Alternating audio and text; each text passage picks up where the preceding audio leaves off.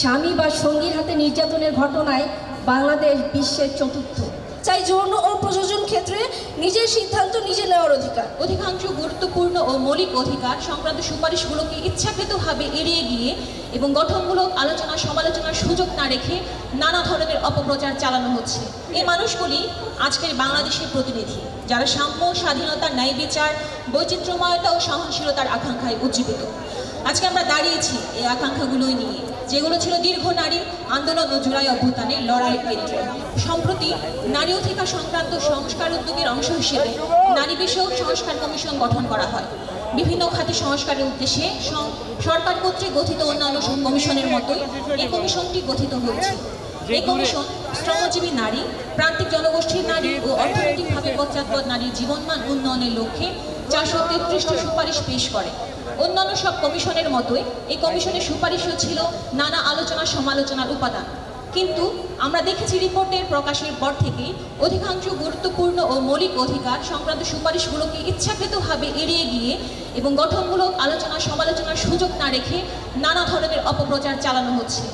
দেশবাসীর সামনে উদ্দেশ্য প্রণোদিতভাবে ভ্রান্ত ধারণা উপস্থাপন করা হচ্ছে।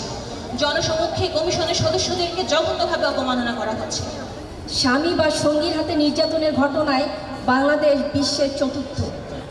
প্রতিনিয়ত নারীরা বৈবাহিক ধর্ষণের শিকার হচ্ছেন।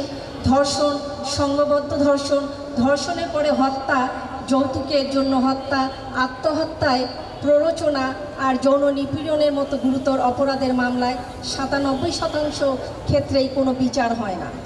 অভিন্ন পারিবারিক আইন না থাকায় এই প্রতিষ্ঠানটি প্রাতিষ্ঠানিক ত্রুটি বা জটিলতার কারণে সম্পত্তি, বিবাহ বিচ্ছেদ ও বিচ্ছেদের পর সন্তানের অভিভাবকত্ব পাবার অধিকার থেকে বহু নারী বঞ্চিত।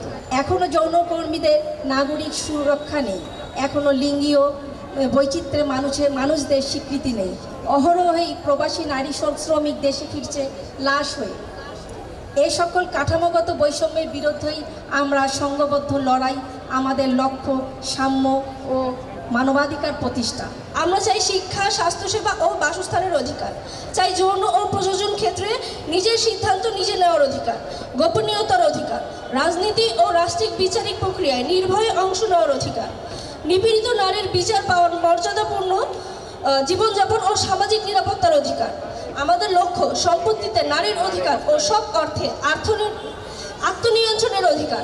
ম্যাজিক হার্বাল টুথপেস্ট দূর করে দুর্গন্ধ সৃষ্টিকারী দাঁতের সমস্যা। ইয়েস, দেখাও তোমার ম্যাজিক। আমাদের মৌলিক অধিকারগুলো অস্বীকার করার ষড়যন্ত্র আমরা প্রতিরোধ করব। বিশৃঙ্খলা ও বিভ্রান্তি সৃষ্টির চেষ্টা, সংস্কৃতি ও ধর্মকে দমনমূলক অস্ত্রে পরিণত করার চেষ্টা আমরা প্রতিরোধ করব। ইতিহাস বিচ্ছিন্ন কর্মকুমণ্ডতার মাধ্যমে সংস্কৃতি ও বৈষম্য চালিয়ে যাওয়ার প্রচেষ্টাকে আমরা কিছুতেই সফল হতে দেব না।